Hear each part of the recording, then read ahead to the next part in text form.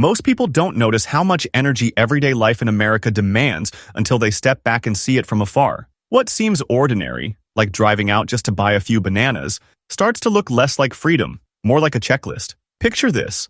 In Berlin, a grocery run often means a 5-minute walk from most apartments.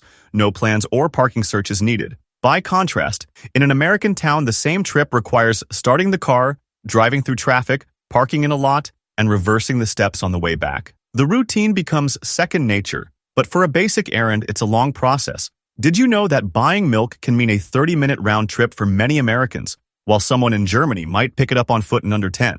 Most American suburbs are marked by wide streets and sprawling strip malls, each separated by large parking lots and busy traffic. In European neighborhoods, smaller streets host shops and bakeries just a block or two from homes, with people sitting outside or walking bags back from local markets. The difference reveals something deeper about how each society builds daily habits. This video unpacks 10 key differences between life in the US and Germany, focusing on costs, routines, and the small details that add up. These observations come from public research, expat forums, and real-world surveys, offering an unfiltered view that avoids travel cliches. Once seen, these patterns are hard to ignore. But before we continue, make sure to subscribe. Number 10. Chores add up. In the US, simple errands often require planning and driving. Picking up groceries, seeing a doctor, or mailing a letter generally means getting in the car, sometimes for just a single item. According to the Bureau of Labor Statistics, the average American spends about 55 minutes per day on daily errands.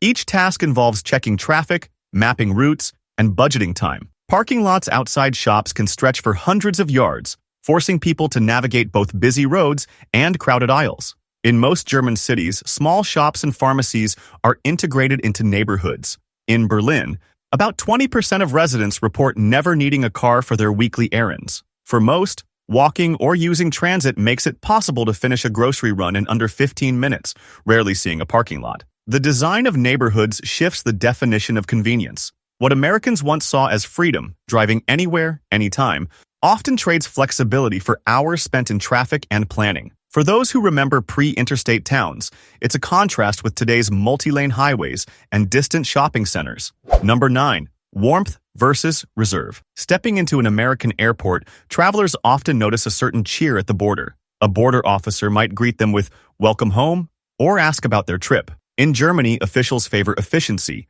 moving each traveler along with minimal small talk. Americans are accustomed to casual conversation, even with strangers. A diner in Illinois may see spontaneous banter among customers and staff. At a lunch counter in Dallas, strangers sometimes share a laugh or discuss the weather. By comparison, German public spaces are marked by brief, purposeful exchanges. A Berlin cafe at noon is quiet, with people focused on their meals or reading the newspaper. Striking up a conversation with someone unknown can feel unusual, both for locals and visitors. Americans are often surprised at how rare it is to chat with a stranger on the street or in a bakery. What feels friendly at home may seem too familiar elsewhere, while Germans sometimes view frequent small talk as superficial rather than genuine. For many Americans, this first step into German society leaves a lasting impression. Number 8. Language learning realities. Arriving in Germany, language becomes a new daily task. Everyday life, reading labels, following transit signs, or ordering at a restaurant requires basic German skills. Entertainment in English is limited. Shows like Friends or How I Met Your Mother can be found dubbed, but subtitles may lag behind or mistranslate phrases, making it hard to absorb both meaning and pronunciation. In many German cities, language classes fill up each month. Americans often gather in the back of cafes, swapping vocabulary notes or using language apps on their phones. Unlike in many U.S. cities where English is everywhere, adaptation takes steady work. Flashcards sit on breakfast tables, and conversations in shops become practice sessions. The process is gradual, and some never become fluent. The daily effort needed to make a phone call or open a bank account stands out most in the early weeks. Even basic tasks like setting up a phone plan may involve paperwork entirely in German and a wait at a local shop. Adapting can feel unfamiliar at first. Number 7. Breaking social circles. Making friends in a new country is rarely easy, but American newcomers in Germany often notice a clear barrier. At 8 p.m. along Simon-Dock-Straße in Berlin, bars fill with small groups, each keeping to quiet conversation. Joining a table uninvited is not the custom. In the U.S., public gatherings often blend strangers together. At a backyard barbecue in Texas or a summer picnic in Ohio, it's common for anyone to join for a chat. In Berlin, adults tend to stick to established circles, and introductions come slowly. For Americans accustomed to casual small talk and open seats at the bar, this can feel isolating. Most discover over time that deeper friendships are possible, but the early days contrast sharply with the spontaneous friendliness back home. The shift from open socializing to quieter observation highlights a broader difference in public life. Number 6. Personality changes. Culture affects behavior more than many Americans expect. In the U.S., social norms often encourage people to be more outgoing or approachable. Walk into a diner in Cleveland, and few think twice about speaking to someone at the next table. In Berlin, new arrivals notice that public life is quieter. Most people read or focus on their own affairs, barely glancing at neighbors. Many Americans find they become less extroverted over time, mirroring local customs. The change is subtle but noticeable. It's a mindset shift. What's considered polite or normal in one place becomes unusual elsewhere. For those used to filling silences with conversation, adjusting to the German style of public interaction sometimes leads to feeling overlooked or unsure. This internal contradiction, adaptability versus holding on to old habits, sits quietly beneath the surface. Number 5. Car-first mentality. Most Americans get a driver's license at 16. For decades, the car has symbolized personal freedom. Drive where you want, when you want. After World War II, new suburbs put distance between homes, jobs, and shops. Today, only 9% of Americans list walking or biking as their main way to get around, while 27% of Germans do, according to Eurostat. American infrastructure is shaped by roads, highways, and vast parking areas. Grocery stores often sit a mile or more from residential areas.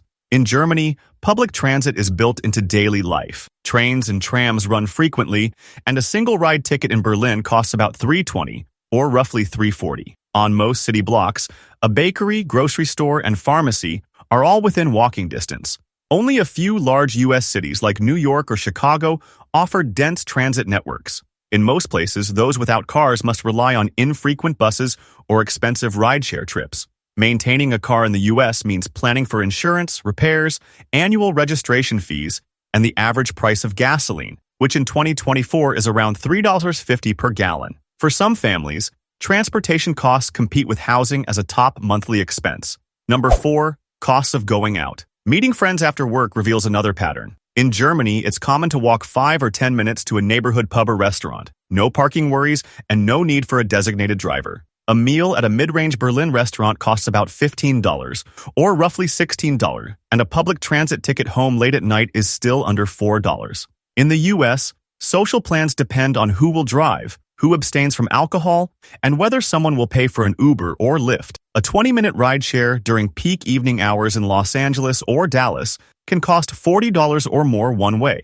In smaller cities, night buses may stop running by 10 p.m., making car use unavoidable. Organizing a night out can take as much effort as the event itself. Americans are used to factoring in tips at restaurants, higher drink prices, parking fees, and negotiating the drive home. For most, meeting up means not only paying for food and drinks, but also budgeting $50 for transportation per outing. The logistical hurdle changes how often people go out and who can afford to. Number 3. Drinking and driving. Social attitudes and rules surrounding alcohol and driving differ. In Germany, expectations are strict. Most won't drive if they've had a drink, or they'll wait 2 or 3 hours after a single beer before taking the wheel. The legal blood alcohol limit is 0.05%, and police road checks are common. In the U.S., while drunk driving is illegal, social enforcement can be weaker, and the culture around alcohol at suburban bars or house parties is looser. On Saturday nights in German cities, pubs around train stations fill with people using transit to get home. In many American suburbs, bars close early, and parking lots empty out before midnight. Those who stay must weigh the high cost of a cab or the risk of driving themselves. These habits have visible outcomes. Germany records about 1.6 alcohol-related traffic deaths per 1,000 vehicles, compared to nearly 5 in the U.S. The higher rate reflects deeper contradictions. While Americans value convenience and freedom, public transit options are limited, shifting the burden onto personal responsibility. Number 2. Everyday walkability. In Germany, daily errands involve walking. Grocery stores, pharmacies, cafes, and markets cluster within a few blocks of apartment buildings. It's common to see seniors holding baskets and children walking with parents on safe sidewalks. The average German supermarket sits less than half a mile from most residential addresses, and streets remain busy with foot traffic into the evening. In the U.S., driveways stretch in front of houses, and shopping can mean traveling several miles by car. Many suburbs lack continuous sidewalks. Crossing a major road on foot may be difficult or even dangerous, especially for older adults. Americans with disabilities or mobility limits face further barriers. Accessible transit and pedestrian-friendly streets remain rare outside major urban areas. This difference affects more than convenience. Studies show that in Germany, walking or biking is a part of the routine for all ages, linked to better health and social engagement. In the U.S., the car dictates most movement, making simple outings more complicated. Number 1. Neighborhood design. Urban planning shapes daily life in ways most people overlook. In Germany, zoning laws encourage mixed-use spaces. A street corner may house a grocery shop beneath second-floor apartments, with a park or school nearby. This design creates chance encounters. Running into a neighbor or chatting with a shopkeeper feels natural. In the U.S., rules often separate shops from homes, producing vast neighborhoods of single-family houses divided from commercial areas. Before the 1950s, American main streets offered walkable shopping and gathering places. Post-war suburbs shifted the pattern. New subdivisions, shopping malls, and wide highways. The change brought more privacy and larger homes, but sacrificed convenient daily connections. Today, older Americans remember town centers where everyone knew each other and walking was routine. The contradiction is sharp. People prize independence and personal space, yet many miss the easy sense of community found in earlier decades or still visible in European neighborhoods.